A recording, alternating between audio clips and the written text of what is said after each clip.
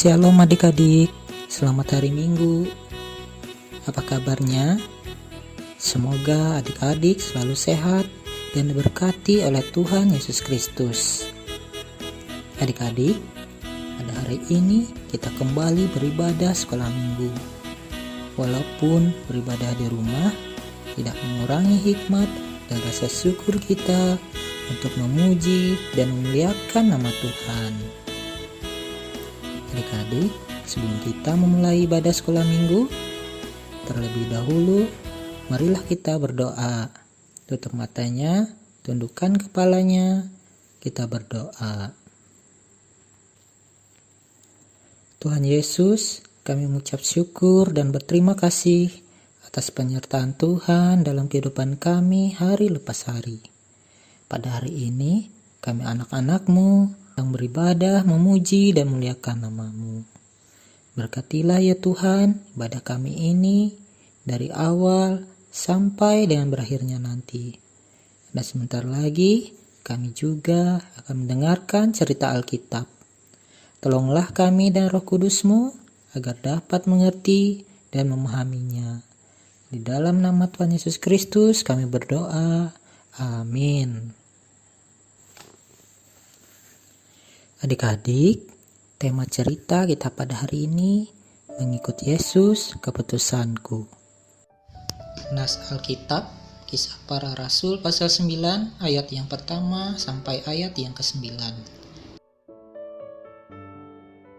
Adik-adik pernah membuat kue? Atau pernah melihat mama membuat kue? Bagaimana caranya? Sebelum menjadi kue yang enak, semua bahan yang biasanya belum ada rasa, bahkan yang rasanya tidak enak, harus diolah dahulu. Ada yang dipotong-potong, diaduk-aduk, bahkan ada yang dibanting-banting.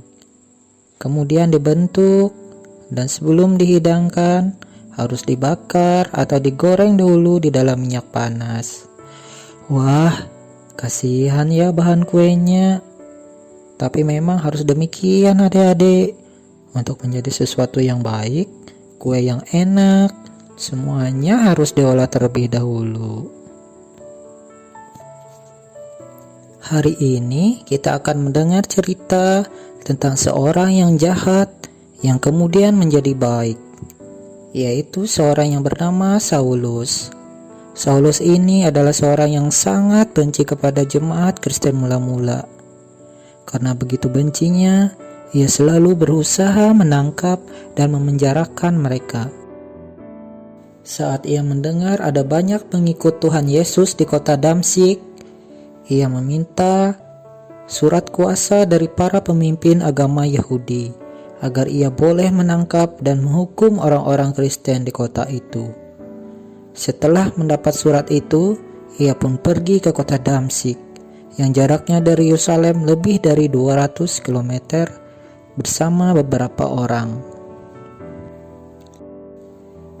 Ketika sudah dekat dengan Yerusalem, tiba-tiba ada cahaya yang sangat terang dari langit membuat Saulus dan teman-temannya silau, dan mereka pun rebah ke tanah.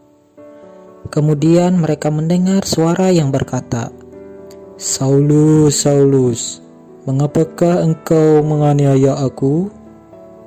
Mendengar itu Saulus bertanya, "Siapakah engkau, Tuhan?" Lalu suara itu menjawab, "Akulah Yesus yang kau aniaya itu." Mendengar itu, Saulus menjadi percaya kepada Tuhan Yesus sehingga ia bersedia mengikuti perintahnya untuk pergi ke kota. Tapi saat ia bangun untuk berjalan, Saulus sadar kalau ia tidak bisa melihat, sehingga ia meminta teman-temannya untuk mengantar dia ke kota Damsyik, ke tempat yang Tuhan suruh, yaitu ke rumah Yudas yang berada di sebuah jalan bernama Jalan Lurus. Adik-adik tahu di mana kota Damsyik? Sekarang dikenal dengan nama Damaskus, ibu kota Suriah, dan Jalan Lurus. Jalan itu juga masih ada sampai sekarang. Setelah berada di Damsyik, Saulus berpuasa selama 3 hari. Kemudian Tuhan berfirman kepada Ananias, yaitu seorang murid Tuhan di Damsyik, untuk menemui Saulus dan berdoa untuknya.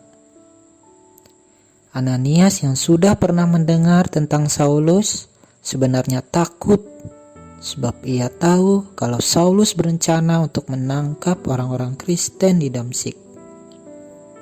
Namun Tuhan berfirman bahwa Saulus sudah bertobat dan akan dipakai Tuhan untuk memberitakan nama Tuhan kepada bangsa-bangsa lain selain orang Yahudi. Ananias mengikuti perintah Tuhan dan menemui Saulus. Sehingga setelah Ananias berdoa dan menumpangkan tangan ke atas Saulus, ia menjadi sembuh dan dapat melihat kembali. Demikianlah Saulus yang dulu biasa berbuat jahat, kemudian bertobat dan tidak lagi melakukan hal yang jahat. Paulus bahkan selalu melakukan hal yang baik yang Tuhan perintahkan. Walaupun banyak teman-teman yang dulu biasa melakukan kejahatan bersama Saulus, kemudian memusuhi Saulus, namun ia tetap berbuat baik dan tidak membenci teman-temannya itu. Saulus menjadi pengikut Tuhan yang sangat setia, bahkan rela menderita saat ia mulai menerima Yesus. Saulus sudah berbalik dari seorang yang biasa menangkap dan menyiksa pengikut Kristus, kini berubah menjadi orang yang memenangkan jiwa untuk Kristus. Dan itu semua sudah Saulus sadari, sehingga ia memilih untuk mengikuti perintah Tuhan Yesus, walaupun ia hanya baru 1 kali itu bertemu dan mendengar suara Tuhan Yesus. Bagaimana dengan adik-adik yang setiap saat selalu mendengar tentang Tuhan Yesus? Apakah adik-adik mau berbuat hal-hal yang buruk? Seperti berkelahi, mengganggu teman, mencontek di sekolah.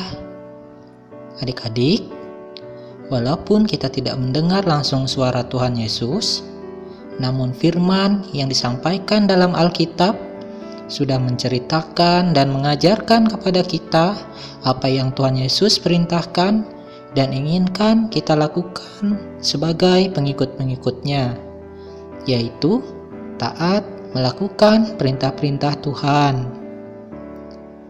Ada banyak tantangan sebagaimana Saulus yang memilih mengikuti Tuhan. Kita mungkin saja tidak disukai oleh teman-teman yang biasa mengajak kita berbuat nakal, atau kita mungkin saja akan tergoda untuk memilih antara pergi ke sekolah minggu, atau asik menonton film, atau bermain game di rumah. Tetapi ketika kita memilih menjadi anak-anak Tuhan, kita harus berani menolak hal-hal yang tidak baik dan memilih untuk melakukan hal-hal yang baik. Nah, adik-adik, kesimpulan cerita kita pada hari ini, yang pertama, Tuhan Yesus meminta kita yang mau mengikut Dia untuk bertobat, yang artinya kita tidak boleh lagi melakukan hal-hal yang jahat, melainkan melakukan hal-hal yang baik, serta mau menjadi alat Tuhan untuk memberitakan kabar baik, yaitu firman Tuhan. Seperti Saulus, setelah bertobat, Saulus tidak berhenti di situ saja, tapi ia tetap melanjutkan dirinya untuk menjadi pengikut Kristus, mengabarkan kabar keselamatan bagi semua orang. Yang kedua, begitu juga untuk kita sekarang adik-adik. Melalui cerita Saulus, kita pun ingin diajarkan untuk bisa tetap menjadi pengikut Kristus dengan mengajarkan kabar keselamatan. Walau banyak godaan untuk kita melakukan perbuatan tidak baik, tetapi Tuhan ingin kita tetap menjadi anak-anak-Nya dengan melakukan perintah-perintah-Nya dan mau meninggalkan perbuatan-perbuatan tidak baik.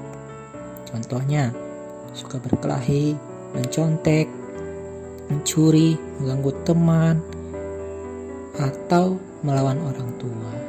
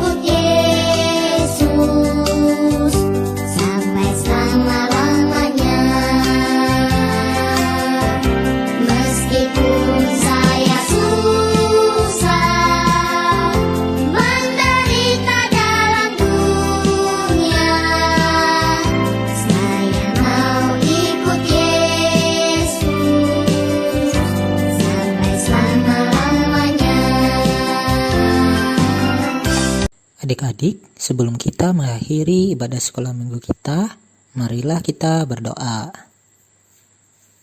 Terima kasih Tuhan Yesus karena Engkau telah menyertai ibadah sekolah minggu kami dari awal sampai dengan berakhirnya. Berkatilah kami agar kami menjadi anak-anak yang baik, taat kepada perintah-Mu dan juga orang tua kami. Kami berdoa semoga keadaan dunia cepat pulih dari virus corona dan kami bisa beribadah sekolah minggu kembali seperti sedia kala ya Tuhan. Di dalam nama Tuhan kami Yesus Kristus kami berdoa dan mengucap syukur. Haleluya. Amin. Adik-adik, demikian sekolah minggu kita pada hari ini. Pesan kakak, adik-adik tetap stay di rumah aja. Selalu jaga kesehatan dan rajin mencuci tangan dengan sabun, serta makan makanan yang sehat. Dan jangan lupa selalu menggunakan masker jika keluar rumah ya. Sampai jumpa lagi minggu depan. Tuhan Yesus memberkati. Shalom.